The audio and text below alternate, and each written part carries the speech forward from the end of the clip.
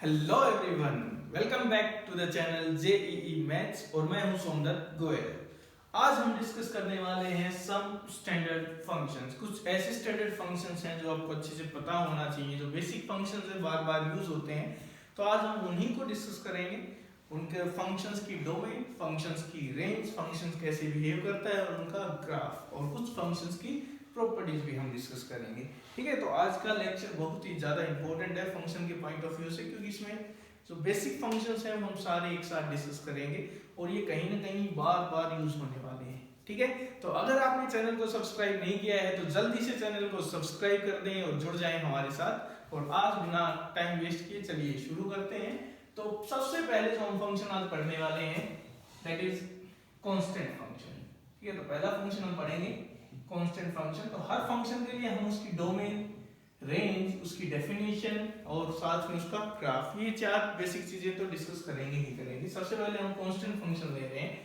तो नाम से पता चला है कांस्टेंट फंक्शन क्या है, जो कांस्टेंट रहेगा। इसका मतलब आप उसको कुछ भी इनपुट दो, वो आपको क्या देगा, एक कांस्टेंट मतलब फिक्स आउटपुट देने वाला। तो फंक्शन का काम क्या है, आप उसको इनपुट देते हो, वो आपको आउटपुट देता है। ठीक है ना। तो कांस्टेंट फंक्शन के लिए सबसे पहले जो रिप्रेजेंटेशन है, नोटेशन है, वो ये है fx k यहाँ पे कुछ भी हो सकता है।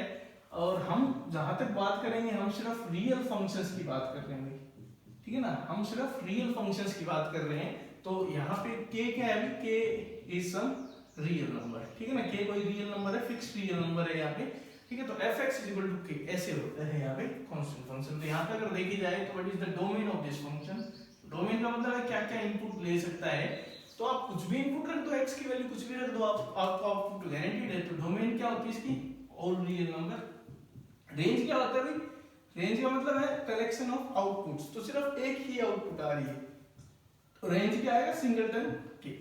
ठीक है, जबकि ग्राफ पे अगर बात की जाए तो ग्राफ में देखो क्या होता है, किसी फंक्शन का आप ग्राफ बनाते हो तो जो x एक्सिस है ना, इसके अलावा आप डोमेन के पॉइंट लिखते हो। ठीक है ना, इनपुट लिखते हो। और इसके अलावा आप क्या लिखते हो, y एक्सिस के अलावा हम हमेशा क्या लिखते हैं, रेंज के एलिमेंट्स मतलब आउटपुट्स लिखते हैं। ठीक है, दिस इज द ओरिजिन 0,0। ठीक है, तो होगा क्या इसमें देखो, तो आप कुछ भी इनपुट दो, आउटपुट कितनी आएगी, कांस्टेंट क्या आएगी, मान लो दिस इज द k।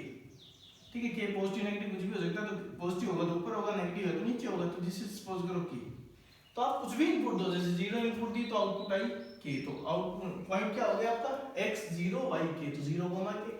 मान लो मैंने 1 इनपुट दी तो क्या आएगा आउटपुट k। 2 इनपुट दी तो आउटपुट क्या आई k। तो आप यहां से आप देखोगे कि इसका जो ग्राफ आने वाला है ना इस फंक्शन का, बीच में आप कुछ भी इनपुट दो यही आएगा। तो ये इस फंक्शन का क्या होगा, ग्राफ होगा। तो कांस्टेंट फंक्शन का ग्राफ आपको हमेशा क्या मिलेगी, ए हॉरिजॉन्टल स्ट्रेट लाइन। ठीक है ना, तो ये क्या आएगा, हमेशा ए स्ट्रेट लाइन तो आएगी, लेकिन वो भी specific straight line, horizontal straight line आएगी। Horizontal straight line that is a straight line parallel to x axis। x axis के पैरेलल एक स्ट्रेट लाइन मिलेगी इसका ग्राफ कांस्टेंट फंक्शन का। ठीक है, आगे हम करते हैं सेकंड फंक्शन जो हम डिस्कस कर रहे हैं is identity function. Identity function में क्या होता है, देखो आइडेंटिटी फंक्शन होता है fx is equal to x। मतलब आप कुछ भी इनपुट दो, वो जो इनपुट है वही आउटपुट बन के बाहर आ जाएगी। ठीक है ना, तो यहाँ पे बात की जाए तो डोमेन क्या है अभी, तो इनपुट यहाँ पे कुछ भी दे सकते हो आप, कोई दिक्कत नहीं है। कुछ भी इनपुट दो वही आउटपुट है। तो डोमेन क्या होगी, ऑल रियल नंबर। रेंज की जहां तक बात करोगे तो रेंज भी यहाँ पे क्या आएगी, ऑल रियल नंबर, सारे रियल नंबर रेंज में आएंगे। ठीक है, ग्राफ की बात करें तो ग्राफ देखो क्या आएगा। तो यहाँ से आप ग्राफ देख सकते हो। तो फंक्शन को आप fx को आप जनरली y मान सकते हो। तो ऐसे सोच के देखो y is equal to x। तो this is a linear equation in two variables. तो किसको रिप्रेजेंट करती है, ग्राफिकली स्ट्रेट लाइन आएगी। ठीक है, 0 x0 रखोगे तो y0, x1 रखोगे तो y1। तो इसका मतलब है ऐसे कुछ आपको एक लाइन मिलने वाली है। ठीक है, तो this is also a straight line but not horizontal. ठीक है, तो इसकी क्या खासियत है, जो ये एंगल है ना यहाँ पे कितना बनेगा, 45 डिग्री एंगल बनाएगी positive direction of x axis के साथ। तो this is the identity function. ठीक है, आगे मूव करते हैं। आइडेंटिटी फंक्शन एक स्पेसिफिक फंक्शन है। इसको जनरलाइज करें तो हम लेते हैं लीनियर फंक्शन। ये लीनियर फंक्शन का ही एक पर्टिकुलर केस है। तो लीनियर फंक्शन क्या होते हैं उसको देखते हैं। तो लीनियर फंक्शन अगर देखा जाए तो third is linear function. Linear function में क्या होता है, तो इस तरह का कोई function fx is equal to ax plus b where a is not equal to 0 and a b both are real numbers। तो ऐसे फंक्शन, ऐसे मतलब कोई फंक्शन नजर आए उसको क्या बोलते हैं हम, लीनियर फंक्शन बोलते हैं। ठीक है, लीनियर फंक्शन की अगर बात करें तो डोमेन, तो लीनियर फंक्शन की डोमेन हमेशा क्या होती है, ऑल रियल नंबर। आप इनपुट कुछ भी रख दो हमेशा आपको आउटपुट मिलेगी। और इनफैक्ट जो रेंज होती है ना लीनियर फंक्शन की, रेंज भी लीनियर फंक्शन की हमेशा क्या होती है, ऑल रियल नंबर। अगर उसकी डोमेन कंप्लीट है ऑल रियल नंबर तो रेंज भी ऑल रियल नंबर ही मिलेगी। ठीक है, ग्राफिकली अगर बात की जाए तो देखो ये सब डिपेंड करता है ए पे और बी पे। ठीक है, यहाँ पे देखो फिक्स थी चीजें। ठीक है, वहां पे के था तो के जैसे कांस्टेंट बंधन में के जाओगा वहां से आपको हॉरिजॉन्टल लाइन मिलेगी, तो वो भी चेंज होता रहता था। ये फिक्स ग्राफ है, इसमें भी ए और बी पे डिपेंड करेगा। ठीक है, तो इसका जो जनरली ग्राफ मिलेगा ना वो आपको मैं बताता हूँ क्या मिलेगा।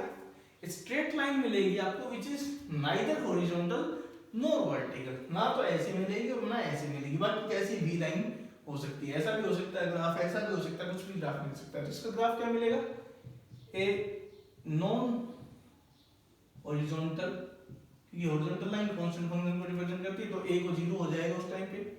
नॉन वर्टिकल स्ट्रेट लाइन, तो इसका ग्राफ हमेशा ये मिलेगा। कोई वर्टिकल स्ट्रेट लाइन, तो वर्टिकल स्ट्रेट लाइन अगर किसी का ग्राफ है ना तो वो फंक्शन ही नहीं है एक्चुअली। ठीक है, तो हम बाद में देखेंगे कभी, लेकिन वर्टिकल स्ट्रेट लाइन नहीं होता है। ठीक है, तो जो ग्राफ आएगा वो आइदर एक नॉन हॉरिजॉन्टल और नॉन वर्टिकल स्ट्रेट लाइन मिलेगी, वो कैसे भी आपकी लाइन हो सकती है। क्लियर है? ठीक है, यहाँ तक आगे मूव करते हैं। नेक्स्ट जो हम डिस्कस कर रहे हैं वो है मॉडुलस फंक्शन। फोर्थ फंक्शन जो हम डिस्कस करेंगे मॉडुलस फंक्शन, काफी इंपॉर्टेंट फंक्शन है मॉडुलस फंक्शन। ठीक है, तो मॉडुलस फंक्शन में क्या होता है भाई, तो अगर मॉडुलस फंक्शन की बात करें, ठीक है, तो मॉडुलस हमने डिस्कस किया है डिटेल में, 2 लेक्चर्स हमने डिस्कस किए हैं जिसमें एक में मॉडुलस की इक्वालिटी पढ़ी थी, एक में इनइक्वालिटीज पढ़ी थी। तो एक बार फिर से बता देता हूं मैं, fx is equal to this is the representation of mod x। ठीक है, तो ये हमने क्या किया था, इसको हम रीडिफाइन कर सकते हैं कैसे, अगर x 0 है 0 से बड़ा है, भाई किस चीज पे मोड लगा हुआ है, अगर अंदर वाली चीज 0 है 0 से बड़ी है तो आउटपुट एज इट इज बाहर आती है, लेकिन वो अंदर वाली चीज अगर नेगेटिव है, मोड के अंदर वाली चीज, तो माइनस, एक्स्ट्रा माइनस लग के बाहर आता है। ये हमने इसका मतलब रीडिफाइन किया था इस फंक्शन को। ठीक है, तो अगर बात करें डोमेन की, तो यहाँ से आप देख सकते हो कि डोमेन क्या है, यहाँ पे all real number, because this is defined for every real number. लेकिन जब रेंज की बात आई थी तो रेंज में हमने देखा कि मॉडुलस फंक्शन है ना वो हमेशा 0 या 0 से क्या होता है, बड़ा होता है, नेगेटिव तो कभी आता ही नहीं है। तो रेंज आएगी इसकी 0 से लेके इनफाइनाइट, 0 पे कैसा था, क्लोज। ठीक है, ग्राफ की बात करें तो ग्राफ देखो क्या होगा, तो ग्राफ एक्चुअली देखा जाए तो this is combination of 2 straight lines. 2 straight lines ना बोल के रेज बोलो, कॉम्बिनेशन ऑफ 2 रेज। कैसे, अगर x 0 से बड़ा है तो ग्राफ आएगा y is equal to x, तो x 0 से बड़ा इधर होता है इक्वल, तो y is equal to x का ग्राफ ये होगा, this is y is equal to x। और अगर x 0 से छोटा है तो आएगा y is equal to minus x, जिसका ग्राफ क्या होता है, ऐसे आएगा, this is the graph of कैसे, -1 पे 1 -2 पे 2, ये तो ये किसका ग्राफ है, y is equal to minus x का, इस तरफ। तो ओवरऑल दोनों ब्रांचेस को आप मिलाओगे तो ये ग्राफ है y is equal to mod x। ठीक है, तो इस फंक्शन के बारे में आप देख सकते हो कि एज बनता है कहां पे, x इज इक्वल टू 0 पे, यहाँ पे क्या बनता है, एज बनता है। कहीं भी जब ग्राफ बनाते हैं हमारा कहीं भी पेन लिफ्ट नहीं हो रहा है, लेकिन एक शार्प एज बनता है। क्लियर है यहाँ तक? तो दिस इज मॉडुलस फंक्शन। इससे रिलेटेड प्रॉपर्टीज हम यहाँ डिस्कस नहीं कर रहे हैं, रीजन क्या है, हम इनको पहले ही डिस्कस कर चुके हैं। ठीक है ना, प्रॉपर्टीज हमने डिस्कस कर ली है, 2 लेक्चर हमने डिस्कस किए थे मॉडुलस पे। मॉडुलस में बेसिक मैथमेटिक्स में लेक्चर 1 और फिर लेक्चर 2, तो वहां पे हम सब डिस्कस कर चुके हैं। तो अगर आपको प्रॉपर्टीज देखनी है तो उनका लिंक मैं डिस्क्रिप्शन में डाल दूंगा, आप वहां पे देख सकते हो। ठीक है, तो मॉडुलस के लेक्चर 1 लेक्चर 2 में मॉडुलस को हमने डिटेल में मतलब डिस्कस किया है कैसे क्या होता है। ठीक है, तो इसका हम ज्यादा डिस्कशन अभी नहीं कर रहे हैं। नेक्स्ट फंक्शन पे मूव करते हैं। The next function is greatest integer function. अब ये काफी अच्छे फंक्शंस हैं जो आगे हम पढ़ने वाले हैं। Fifth is greatest integer function. तो ग्रेटेस्ट इंटीजर फंक्शन क्या होता है, ऐसे लिख देते हैं शॉर्ट फॉर्म में CIF। ठीक है, इसको बॉक्स फंक्शन भी बोल देते हैं। तो ये रिप्रेजेंटेशन है, fx is equal to box के अंदर x को लिखते हैं। तो इसलिए इसको बॉक्स फंक्शन भी बोल देते हैं। इसका काम देखो क्या है, तो पहले इसको समझो आप, इसका काम क्या है ग्रेटेस्ट इंटीजर फंक्शन का। जैसे मान लो मैंने कोई रियल नंबर पे, रियल लाइन पे एक पॉइंट लिया, ये दिस इज सपोज 1.2। अब मैं चाहता हूं कि इस पे क्या लगाया जाए, ग्रेटेस्ट इंटीजर लगाया जाए। तो ये क्या करेगा, सबसे पहले ये देखेगा 1.2 इंटीजर है या नहीं है। अगर इंटीजर है तो वही आउटपुट दे देगा। तो ये तो इंटीजर नहीं है, इंटीजर नहीं है तो लेफ्ट में मूव करेगा, हमेशा लेफ्ट में मूव करना उस नंबर से, और सबसे पहले जो इंटीजर आएगा उसको पकड़ लेगा। तो सबसे पहले इंटीजर क्या आएगा, 1 आएगा, तो 1.2 का ग्रेटेस्ट इंटीजर क्या हो जाएगा, 1 हो जाएगा। सपोज करो मैंने यहाँ पे ले लिया, दिस इज 6.7, ठीक है। तो 6.7 का जब आप ग्रेटेस्ट इंटीजर लोगे तो 6.7 इंटीजर है, नहीं है तो आप लेफ्ट में मूव करोगे। अगर होता तो वही आंसर हो जाता। लेफ्ट में मूव करेंगे तो सबसे पहले क्या नजर आएगा आपको, 6 नजर आएगा, तो 6 हो जाएगा। मान लो आगे मैंने एक और नंबर ले लिया 8, तो मैं 8 का ग्रेटेस्ट इंटीजर लूंगा। तो 8 क्या इंटीजर है तो क्या आंसर आ जाएगा, 8 आ जाएगा, ठीक है ना। जैसे मान लो इधर आ जाओ, दिस इज 0, यहाँ पे मान लो आपके पास है माइनस का 0.5, तो मैं चाहता हूँ माइनस 0.5 का ग्रेटेस्ट इंटीजर लिया जाए। तो मैं देखूंगा क्या ये इंटीजर है, नहीं है, तो मैं क्या करूंगा, लेफ्ट में मूव करना शुरू करूंगा। लेफ्ट में सबसे पहले इंटीजर क्या मिलेगा मेरे को, -1, तो दिस इज -1 नॉट 0। बच्चे क्या सोचते हैं 1.2 था 1 आ गया, 6.7 था 6 आ गया, तो आगे जो है वो ले लो, 0.5 0 ले लो, नहीं -1 आएगा, लेफ्ट में मूव करना है, ठीक है। तो ये इस तरह से काम करता है ग्रेटेस्ट इंटीजर, ठीक है। तो यहाँ पे क्या है, ये जैसे आपने मॉडुलस में देखा 2 ब्रांचेस बनी थी, ग्रेटेस्ट इंटीजर में आपको इनफाइनाइट नंबर ऑफ ब्रांचेस मिलेंगी। कैसे भी देखो, जिसको मैं रीडिफाइन करता हूँ, तो मैं यहाँ से शुरू करता हूँ, x मान लो 0 से लेके 1 के बीच में, ठीक है। अगर x 0 से 1 के बीच में है, तो जैसे 0 भी इंक्लूडेड है, तो 0 का ग्रेटेस्ट इंटीजर 0 ही आएगा, क्योंकि इंटीजर है वो खुद। 0 से 1 के बीच का कोई भी है, जैसे 0.2 लिया, तो 0.2 का क्या होना है, 0.2 लिया, तो 0.2 तो इंटीजर नहीं है, तो लेफ्ट में मूव करोगे सबसे पहले क्या आएगा, 0 आएगा। तो 0 से 1 के बीच के हर नंबर की आउटपुट कितनी आएगी, 0 आएगी।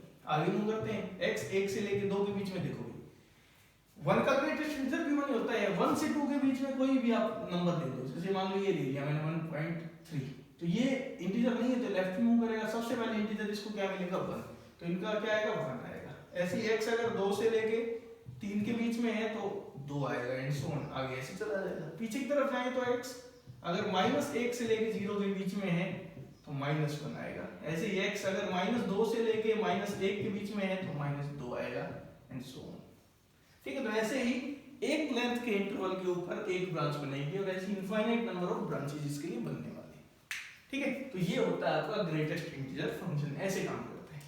तो बात करते हैं सबसे पहले डोमेन की। तो greatest integer function is defined everywhere, सभी रियल नंबर्स के लिए हम इसको डिफाइन कर सकते हैं।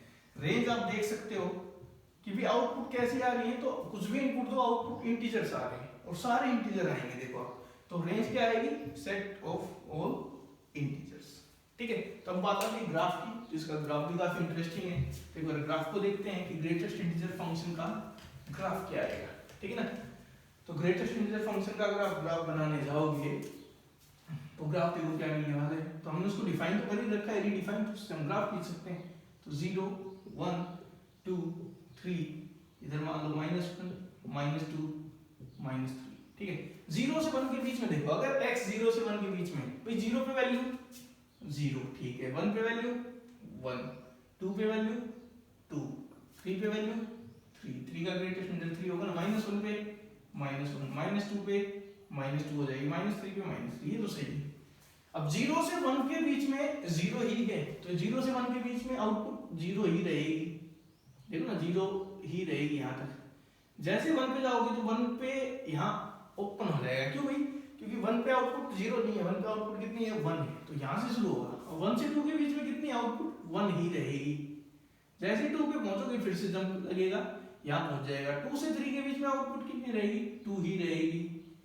3 पे जैसे पहुंचोगे फिर जंप लग जाएगा, ठीक है। ऐसा इधर होने वाला है। -1 से 0 के बीच में -1 है, तो -1 से 0 के बीच में -1 ही रहेगी, 0 पे जंप लगेगा।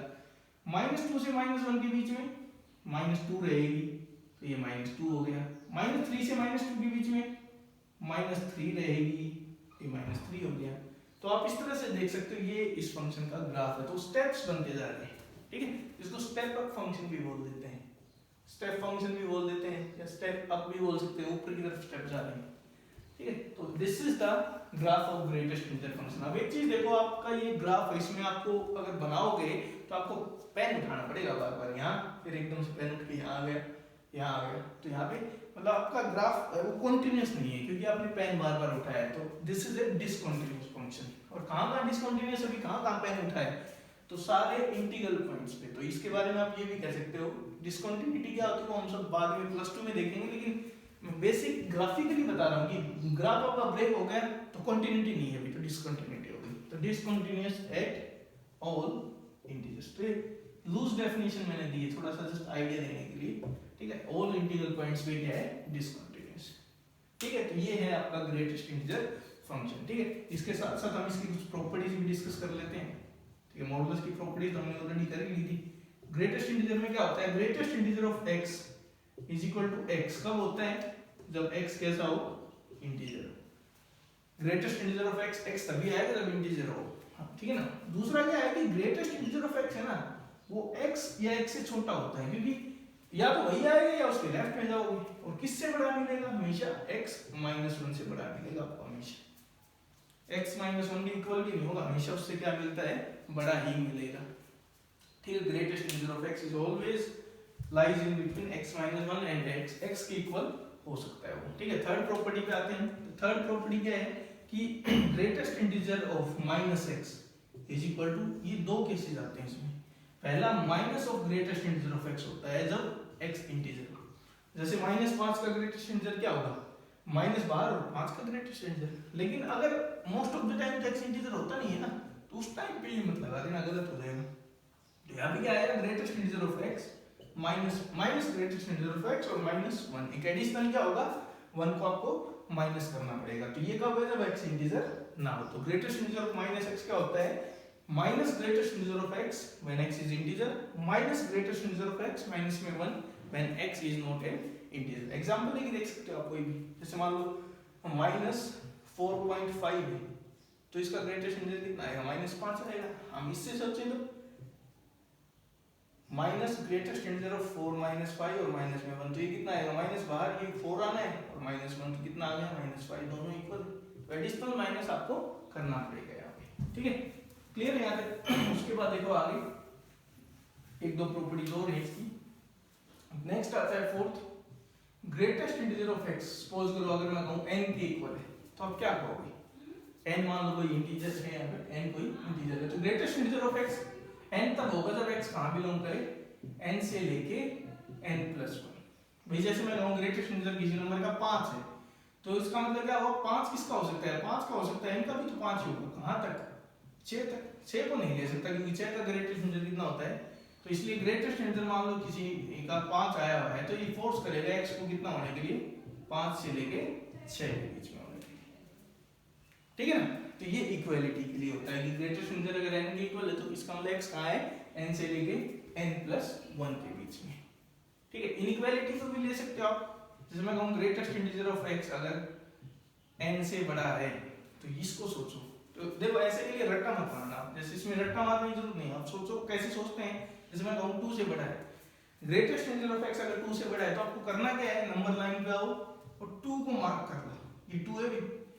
अब क्या कह रहा है, ग्रेटेस्ट इंटीजर 2 नहीं हो सकता, 2 से बड़ा है, तो ग्रेटेस्ट इंटीजर 2 नहीं हो सकता, तो 2 से बड़ा है तो क्या होगा, 3 हो सकता है, 4 हो सकता है, तो जस्ट इससे अगला नंबर ले लो, 3 ले लिया। अब सोचो बस ये 2 से 3 के बीच में कोई भी पॉइंट अगर लोगे तो उसका ग्रेटेस्ट इंटीजर कितना आएगा, 2 आएगा। तो ये मतलब ये पॉइंट्स हमारे काम के नहीं है, ठीक है। जैसे आप 3 पे पहुंचोगे, 3 का ग्रेटेस्ट इंटीजर कितना होता है, 3 तो ये काम का है, और इससे आगे वालों का 3 या 3 से ज्यादा है, तो इसका मतलब सॉल्यूशन क्या आएगा, ये सॉल्यूशन आएगा। तो इसके कोर्सपोंडिंग में क्या सॉल्यूशन आएगा, x can be greater than equal to 3। तो इसलिए रट्टा मत मारो कि x n है तो x greater than equal to n+1, ऐसे मत करो आप, ऐसे बना के क्या करो, ठीक है। जैसे मैं एक और एग्जांपल देता हूं आपको। सपोज करो greatest integer of x less than equal to 7 दिया हुआ है, तो आप क्या करोगे, नंबर लाइन पे आए, 7 को मार्क कर लो, 7 आ गए, ठीक है। तो ग्रेटेस्ट इंटीजर ऑफ x क्या है, 7 है या 7 से छोटा है, तो 7 से छोटा है ये मतलब 7 हो सकता है, 6 हो सकता है, 5 हो सकता है, ठीक है। 7 किसका होता है, तो 7 का तो होता ही है, इसके अराउंड देखना है आपको ध्यान से, देखो 8 का तो नहीं होता, लेकिन इन पॉइंट्स का क्या होता है, ये जो भी पॉइंट्स हैं इनका ग्रेटेस्ट इंटीजर कितना होता है, 7 ही होता है। तो ये सारे पॉइंट्स काम के हैं, लेकिन ये पॉइंट काम का नहीं है, ठीक है। इससे पीछे वाले सारे काम के हैं, क्योंकि इनसे छोटा होगा तो वो अलाउड है ही। तो इसका मतलब यहाँ पे आप क्या कहोगे, x should be less than 8, strictly less than 8। तो आपको लगेगा अगर 7 या 7 से छोटा है तो छोटा ही आएगा, कोई गारंटी नहीं, ठीक है ना। हाँ, अगर यहीं पे मैंने ये कहा होता कि greatest integer of x is less than 7, तो क्या करते आप, तो मैं 7 को मार्क करता, ठीक है। 7 को मार्क कर लिया, अब क्या कह रहा हूँ मैं, ग्रेटेस्ट इंटीजर ऑफ x 7 से छोटा है, तो 7 से छोटा है तो इसका मतलब क्या हुआ, 6 हो सकता है। तो पीछे की तरफ चले जाओ, 6 हो सकता है, 5 हो सकता है, ऐसे। अब 7 नहीं ले सकता, क्योंकि 7 लूंगा तो उसका 7 आएगा, लेकिन इनका कितना आएगा, 6 आएगा, तो ये अलाउड है। तो यहाँ पे इसलिए आंसर क्या आ जाएगा, x 7 से क्या होना चाहिए, छोटा होना चाहिए। तो यहाँ पे सेम रह गया।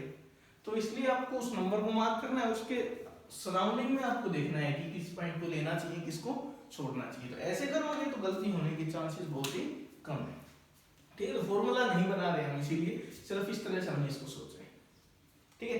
तो एक दो हम बेसिक प्रॉब्लम डिस्कस करते हैं ग्रेटेस्ट इंटीजर को लेके, ठीक है। इस तरह की अगर इनइक्वालिटी या इक्वालिटी आ जाए तो कैसे करेंगे। तो सपोज करो एक ये हम डिस्कस कर रहे हैं, ग्रेटेस्ट इंटीजर ऑफ x का square minus 3 greatest integer of x minus ना प्लस 2 इज इक्वल टू 0। और मान लो नहीं, ये नहीं बल्कि मैं ले लेता हूँ, यहाँ पे मैं ले रहा हूँ 11 और यहाँ पे मैंने कर दिया 28, ठीक है। दूसरा हम ले रहे हैं ग्रेटेस्ट इंटीजर ऑफ x का square minus 9 greatest integer of x plus 18 is greater than equal to 0। ये दो क्वेश्चन मैं सोल्व करके दिखा रहा हूँ, उससे आपको इसका थोड़ा सा आइडिया होगा, ठीक है। तो देखो पहले की बात करते हैं, फर्स्ट की। तो ग्रेटेस्ट इंटीजर ऑफ x बार बार आ रहा है तो उसको y मान लेंगे, तो y square minus 11y plus 28 is equal to 0, ये हो गया। तो फैक्टराइज कर देते हैं इसको, तो y minus 7 and y minus 4 is equal to 0 आ गया। तो y की दो वैल्यू आई यहाँ से, y is equal to 4 and y is equal to 7। लेकिन क्वेश्चन तो x में था, तो x नहीं मानना है, तो y किसको मानना है आपने। तो यहाँ से आएगा greatest integer of x is 4 और यहाँ से आएगा greatest integer of x is equal to 7। ये हो जाए या फिर ये हो जाए। अब यहाँ से सॉल्यूशन लिखेंगे, तो देखो कैसे करोगे भाई, x का ग्रेटेस्ट इंटीजर 4 है, तो 4 को पकड़ लिया। तो अब सोचो 4 किसका हो सकता है ग्रेटेस्ट इंटीजर, तो 4 किसका हो सकता है, एक तो 4 का ही होता है और एक इसके राइट वालों का होता है। कब तक, 5 तक। 5 को हम नहीं लेंगे, तो यहाँ से आपको सॉल्यूशन क्या मिलेगा, x बिलोंग कर रहा है 4 से लेके 5, 4 पे क्लोज 5 पे ओपन। और सिमिलरली इसके लिए 7 के लिए सोचेंगे, तो ये क्या आएगा, इसमें वही करना है 7, तो 7 7 का हो सकता है, इससे राइट वालों का हो सकता है, 8 का नहीं हो सकता। तो यहाँ पे क्या आएगा, 7 से लेके 8। तो आपका फाइनल आंसर क्या आएगा, x बिलोंग करेगा 4 से 5 में और यूनियन 7 से 8 में, ठीक है। तो इक्वालिटी का था, इस तरह से करना था। दूसरे पे आते हैं, इनइक्वालिटी दी हुई है, तो इसमें देखो क्या करोगे। तो सबसे पहले तो ग्रेटेस्ट इंटीजर ऑफ x को क्या मान लेंगे हम, फिर से y। Greatest integer of x को y अगर अज्यूम कर लिया हमने, तो ये क्या बन जाएगा, तो सेकंड आपका बन जाएगा y square minus 9y plus 18 greater than equal to 0। Factorise होगा ये भी, y minus 6 y minus 3 greater than equal to 0। और अब लगाएंगे वेवी कर्व मेथड, क्योंकि y में है ना क्वेश्चन, तो y के हिसाब से तो बाद में लेंगे ग्रेटेस्ट इंटीजर को। तो इसके क्रिटिकल पॉइंट आएंगे 3 और 6, पॉजिटिव यहाँ पे 0, नेगेटिव यहाँ पे 0, पॉजिटिव। अब ये कह रहा है ग्रेटर देन इक्वल टू, तो ग्रेटर देन इक्वल टू देखो क्या हो सकता है, तो इसका मतलब ये भी अलाउड है और ये भी अलाउड है। तो यहाँ से पॉसिबिलिटी आई y less than equal to 3 हो और y greater than equal to 6 हो, या तो 3 या 3 से छोटा है, 6 या 6 से बड़ा। अब y किसको माना है आपने, तो यहाँ आएगा greatest integer of x less than equal to 3 और greatest integer of x greater than equal to 6। अब इसको आपको पिक करना है, तो इसके लिए वही नंबर लाइन तैयार हो गई। 3 की बात हो रही है, तो 3 को मैंने मार्क कर लिया यहाँ पे। ग्रेटेस्ट इंटीजर ऑफ x 3 भी हो सकता है और 3 से छोटा भी, तो छोटा हो सकता है, इधर के तो आएंगे। 3 कब हो सकता है, तो 3 का 3 होता है, इसका 4 होता है और इन पॉइंट्स का कितना होता है, 3 होता है। तो इसका मतलब क्या हुआ, ये सारे पॉइंट काम के हैं हमारे, छोड़ के इसको, इधर वाले भी काम के हैं क्योंकि लेस देन इक्वल टू।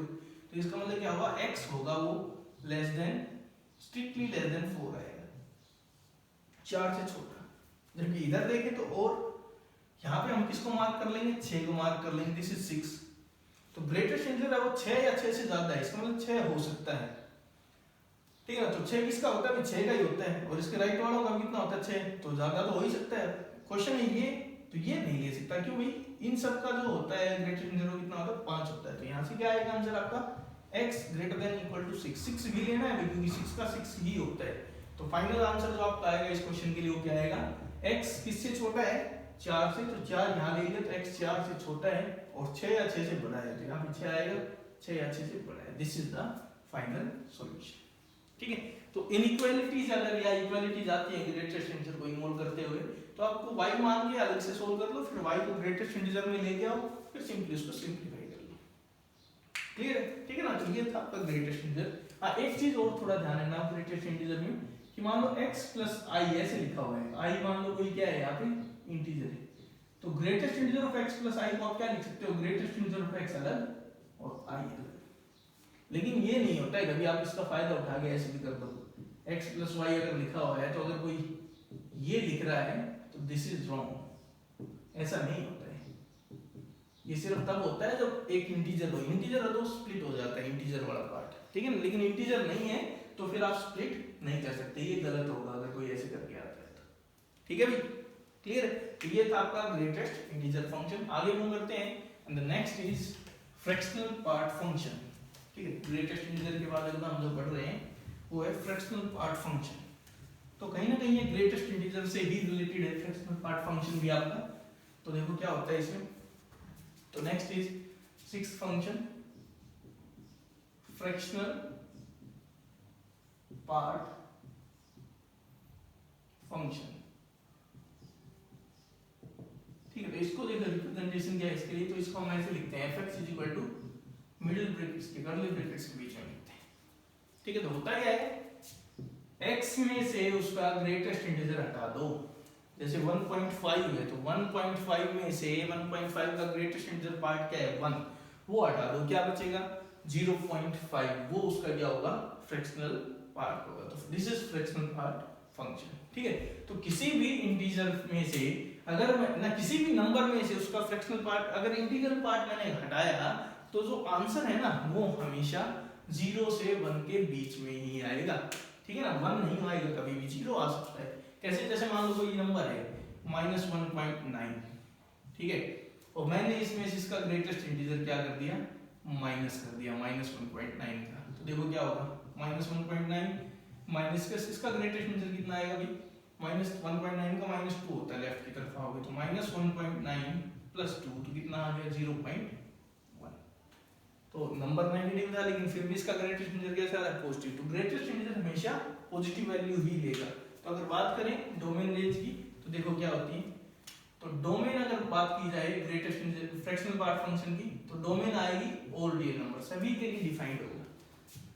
लेकिन जब बात आएगी रेंज की तो इसका थोड़ा ध्यान रखना, जो रेंज होती है वो 0 से लेके 1 के बीच में होती है, 0 पे क्लोज्ड 1 पे ओपन। भाई 0 कब होगा बताओ, तो जब भी इंटीजर होगा ना, तो ये इंटीजर है मान लो 5 है, तो 5 माइनस में 5 का इंटीग्रल पार्ट 5, तो 5 - 5 0, तो 0 तो होगा लेकिन 1 कभी भी नहीं होने वाला। तो फ्रैक्शनल पार्ट की जो रेंज है वो कहां से कहां होती है, 0 से 1 के बीच में। ठीक है, ग्राफ देखते हैं इसका, ग्राफ काफी इंटरेस्टिंग है इसका। तो देखना भाई क्या है, जो रेंज है वो 0 से 1 के बीच में, तो मैंने ये 1 वाली लाइन खींच दी, 1 कभी नहीं होगा। ठीक है, तो यहाँ पे देखो क्या होने वाला है fractional part, fractional part function भी पीसेस में डिफाइन होगा। भाई ये पीसेस में डिफाइंड है तो ये ओवरऑल भी पीसेस में डिफाइंड होगा। तो अगर इसको हम लिखना चाहें तो देखो क्या आएगा, इसकी डेफिनेशन लिखता हूं मैं, तो वही बना लेता हूं मैं केस, x 0 से लेके 1 के बीच में, x 1 से लेके 2 के बीच में, x 2 से लेके 3 के बीच में, इधर x -1 से लेके 0 के बीच में, ऐसे।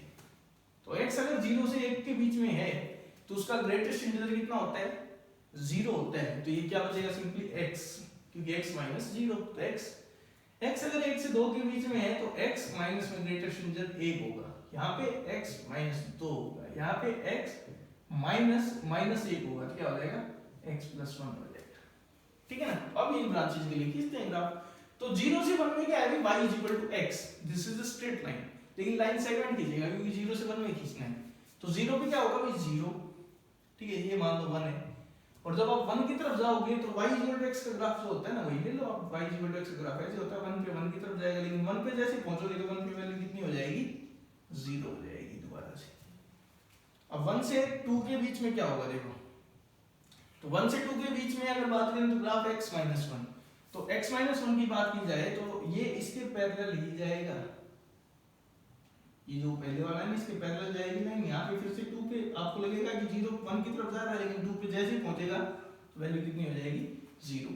2 से 3 के बीच में भी यही होना है, ठीक है, 2 से 3 के बीच में भी ऐसा ही ग्राफ मिलना है। यहाँ पे ओपन आएगा, 3 पे फिर से कितना हो जाएगा 0, ठीक है। इसी तरह से यहाँ इधर क्या है, ये -1 है तो -1 पे 0 होता है और फिर ये यहाँ पे 1 की तरफ जाता है धीरे धीरे, लेकिन जैसे आप 0 पे पहुंचते हो तो वैल्यू 0 हो जाती है। यहाँ पे -2 है, मान लो दिस इज -2, तो -2 से देखोगे तो फिर से ऐसी ब्रांच मिलेगी, -2 पे 0 और ये 1 की तरफ आग कर देगा। तो this is the graph of fractional part function, ठीक है। तो मैंने इधर इसकी डेफिनेशन लिख दी। आप स्ट्रेट लाइंस आपको बनानी आती है 10th लेवल पे, तो आप अपने आप से बना के देखना, इस ब्रांच के लिए बना के देखना है, -1 से 0 ऐसी ही लाइन खींचती नजर आएगी आपको, तो ठीक है, एक दो आप करके देखना अपने आप से, वहां से आप बिल्कुल श्योर हो जाओगे कि ये ग्राफ मिलने वाला है। एक और इंटरेस्टिंग चीज है यहाँ पे कि हर इंटीग्रल पॉइंट पे फिर से जंप लगाए, बार बार जब पेन उठाना पड़ेगा ग्राफ बनाओगे, तो ये आए फिर यहाँ से पेन उठा के यहाँ आए फिर यहाँ पे आए, तो यहाँ भी आप क्या कह सकते हो, this function is discontinuous at all integral points. तो कोई कंटिन्यूटी क्या है, जहाँ पे ग्राफ बनाते टाइम पे हमें उठाना पड़े वो वहाँ पे कंटिन्यूअस नहीं है, हम अभी यही मान के चल रहे हैं। तो डिसकंटीन्यूअस कहाँ होगा, सभी इंटीग्रल पॉइंट्स पे होगा, ठीक है। एक और चीज इंटरेस्टिंग है, आपको लग रहा है ना कि ग्राफ तो रिपीट कर रहा है अपने आप को, 0 से 1 में जैसा है वैसा ही यहाँ है, वैसा ही यहाँ है, वैसा ही पीछे। तो ऐसा फंक्शन जो आपको लगे कि इसका ग्राफ जो फंक्शन अपने आप को बार बार रिपीट कर रहा है एक पर्टिकुलर टाइम के बाद, एक पर्टिकुलर टाइम के बाद, देखो ये पर्टिकुलर टाइम के बाद कर रहा है, 1 यूनिट के बाद वही ब्रांचेस आ रही हैं, ऐसे फंक्शन को क्या बोलते हैं, पीरियोडिक फंक्शन। तो इसका ध्यान रखना थोड़ा सा कि जो फ्रैक्शनल पार्ट फंक्शन हो कैसा है, पीरियोडिक फंक्शन है, और इसका पीरियड कितना है भाई, तो फंडामेंटल पीरियड का मतलब होता है जितने टाइम के बाद रिपीट करे तो 1 minute.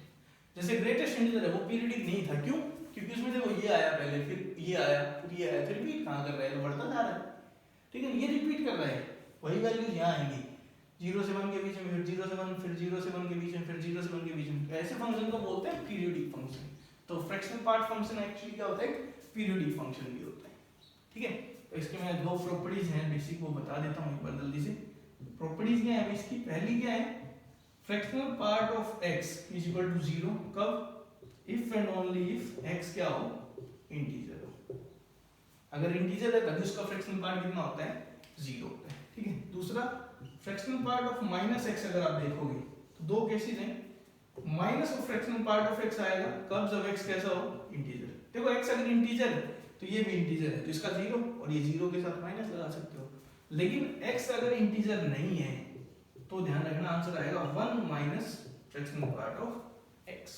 Fractional part of -x is equal to 1 minus fractional part of x। ये कब होता है, जब x इंटीजर ना हो आपका, ठीक है। तो this is fractional part function, domain, range and these are the continuities. अगर ग्राफ को देखते हैं, डिस्कस करें तो, ठीक है। आगे मूव करते हैं, and the next function is signum function, ठीक है। तो सिग्नम फंक्शन में क्या है देखते हैं, तो ये रिलेटिवली आसान फंक्शन है, ठीक है। Signum function is 7th function है हमारा सिग्नम फंक्शन।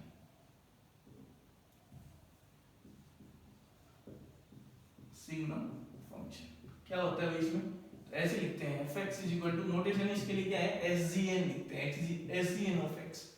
सिग्नम किसके ऊपर लगा हुआ है, x पे।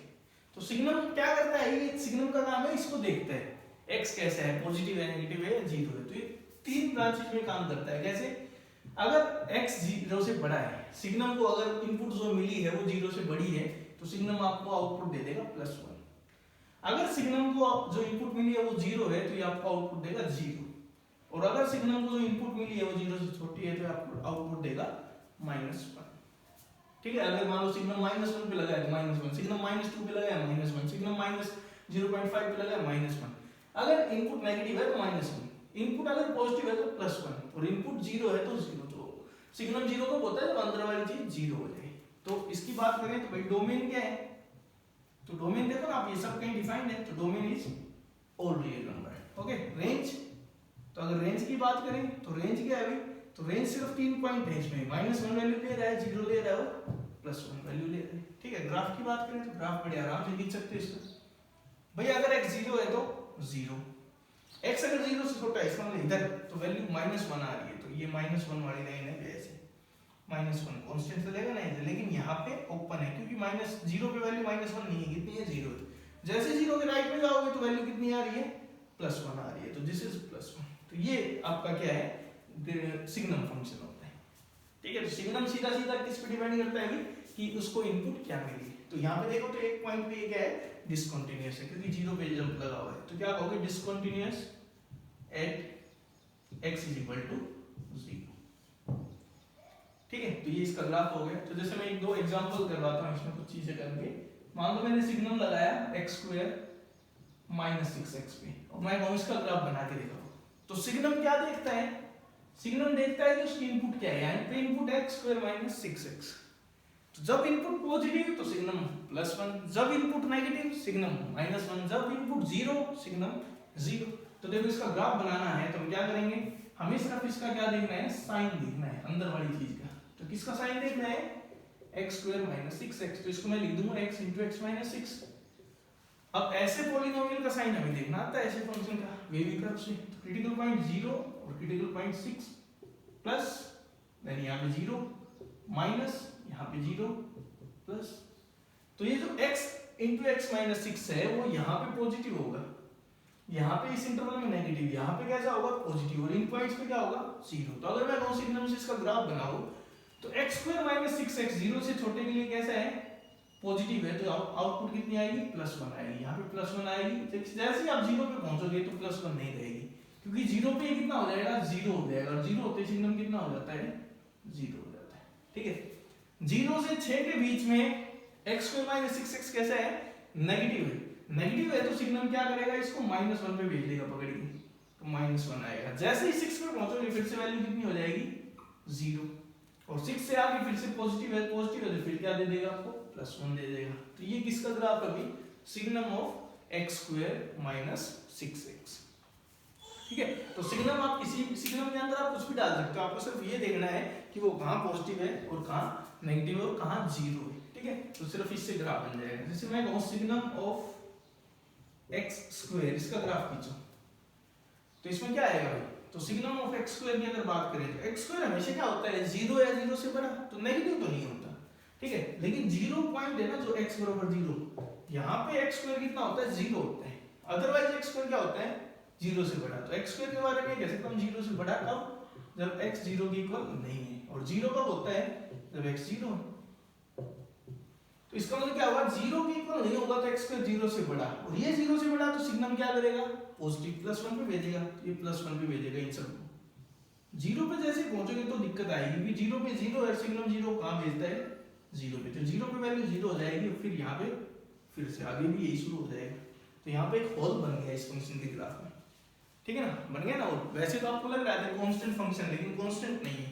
इक्वालिटी ऑफ फंक्शंस को देखें ना, अगर ये एक फंक्शन है मान लो, तो यहाँ पे हम एक इंटरेस्टिंग क्वेश्चन डिस्कस करते हैं, चलो इसी को लेते हुए। सिग्नम ऑफ x² जो दिया हुआ है, ठीक है। तो एक फंक्शन लेता हूं मैं fx मैंने फंक्शन ले लिया 1 x any real number, this is a constant function, ठीक है। gx मैंने फंक्शन ले लिया सिग्नम ऑफ x², तो यहाँ पे भी x क्या है एनी रियल नंबर। तो वही बात करते हैं क्या ये इक्वल है या नहीं है। तो पहले हम बात करते हैं डोमेन की।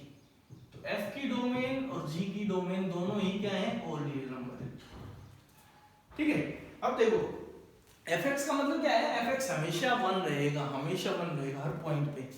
gx देखो तो gx भी ऑलमोस्ट हर पॉइंट पे 1 था, सभी पॉइंट्स पे तो 1 था, बस एक पॉइंट पे दिक्कत हो गई, कहां पे 0 पे वैल्यू कितनी है gx की, ये 0 पे 0 हो जाएगा, ये 0 होगा तो सिग्नम 0 को 0 पे भेजेगा।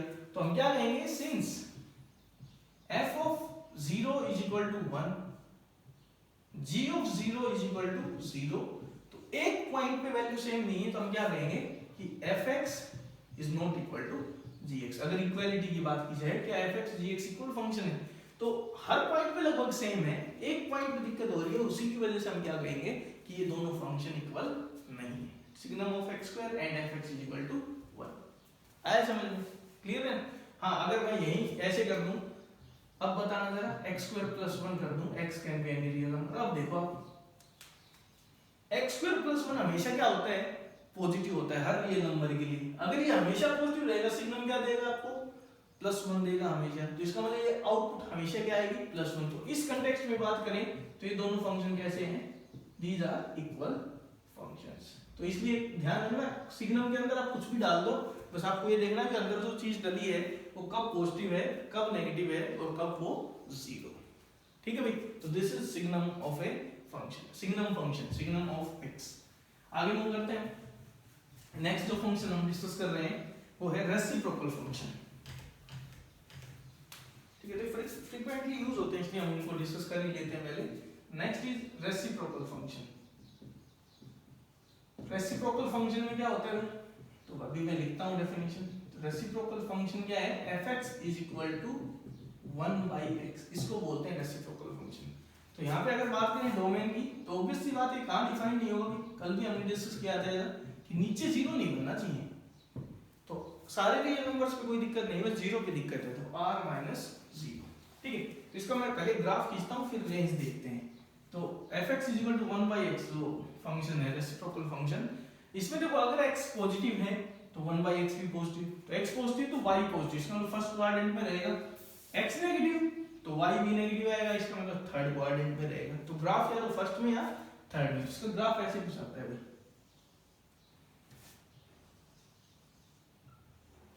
जब x आप 0 की तरफ लेके जाओगे फंक्शन इंफिनिटी की तरफ भाग जाएगा, जब x इंफिनिटी की तरफ जाएगा तो 1/∞ 0 की तरफ भाग जाएगा, सेम है आपकी। ठीक है, तो ये किसका ग्राफ है, रेसिप्रोकल फंक्शन का। ठीक है, ऐसी लाइनें जिनके अराउंड ग्राफ चिपकते हुए इंफिनिटी पे चला जाए उनको क्या बोलते हैं हम, एसिम्पटोट बोलते हैं। तो इसमें देखो दो एसिम्पटोट है, एक तो ये और एक ये, इसके अलोंग भी इंफिनिटी पे जा रहा है ग्राफ और इसके अलोंग भी। तो x एक्सिस और y एक्सिस दोनों एसिम्पटोट का काम कर रहे हैं। तो इसकी रेंज अगर देखी जाए इस फंक्शन की, तो रेंज देखो क्या होती है भाई।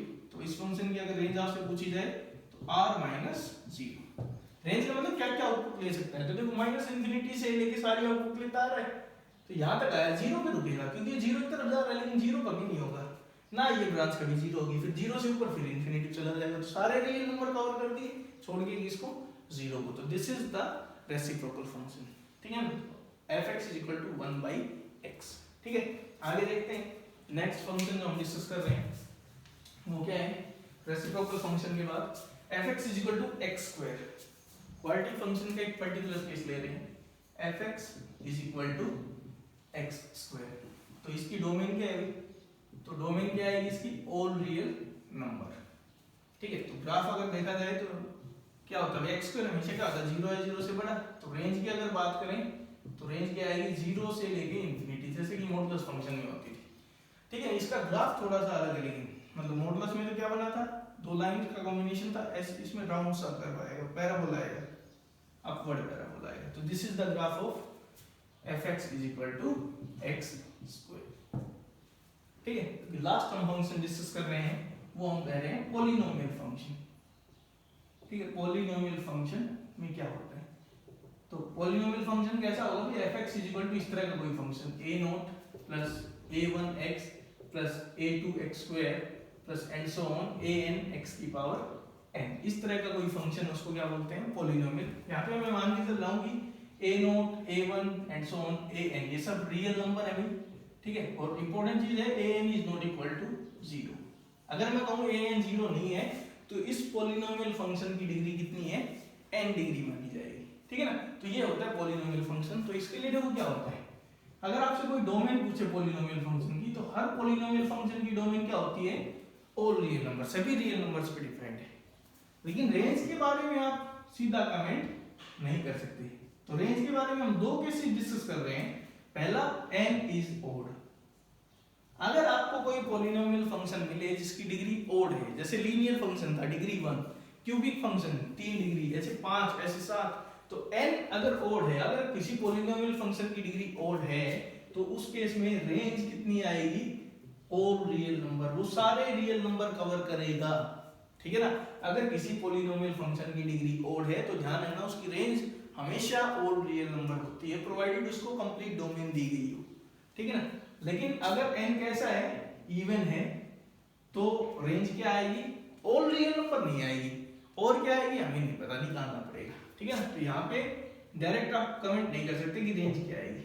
ठीक है ना, बस ये कह सकते हो कि रेंज है वो ऑल रियल नंबर नहीं आएगी, ठीक है ना, ऑल रियल नंबर का सबसेट आएगी, एग्जैक्ट क्या आएगी वो नहीं पता, लेकिन n ऑड है तो इतना भी पता है कि रेंज क्या आएगी, ऑल रियल नंबर। ग्राफ कैसा आएगा कुछ भी नहीं कह सकते, क्योंकि ग्राफ एंटायरली कोफिशिएंट्स के ऊपर, डिग्री के ऊपर, बहुत सी चीजों के ऊपर डिपेंड करता है, लेकिन डोमेन ऑल रियल नंबर होगी और रेंज अगर n ऑड है तो ऑल रियल नंबर होगी, ये गारंटीड है, ठीक है भाई। तो ये था हमारा पॉलीनोमियल फंक्शन। अभी दो फंक्शन बचते हैं, जैसे exponential function and logarithmic function, उनको हम लॉगरिथम पढ़ेंगे, उसमें आप डिटेल में पढ़ने वाले हैं, तो अभी उसको हम नहीं कर रहे हैं, ठीक है ना। उसके बाद ट्रिग्नोमेट्रिक फंक्शंस है वो हम ट्रिग्नोमेट्री में पढ़ेंगे, ठीक है। तो +1 में सब इतना ही है, वो सब आगे टॉपिक वाइज होता चला जाएगा, लेकिन अभी के लिए अब ये 10 फंक्शन डिस्कस किए हैं, ये आपको अच्छे से आने चाहिए।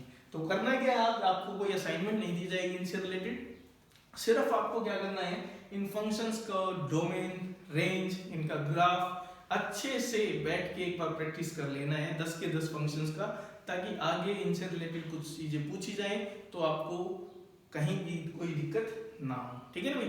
तो ये काम आपको करना है, सिर्फ कोई भी आज असाइनमेंट सोल्व नहीं करनी है। फिर कल हम स्टार्ट करेंगे फंक्शन की डोमेन कैसे निकालते हैं, फंक्शन की रेंज कैसे निकालते हैं, ठीक है भाई। तो आज का आपका काम यही है कि इन 10 फंक्शंस को अच्छे से आपको कमांड इन पे कर लेनी है, ठीक है भाई। तो आज के लिए इतना ही, thank you, have a nice day.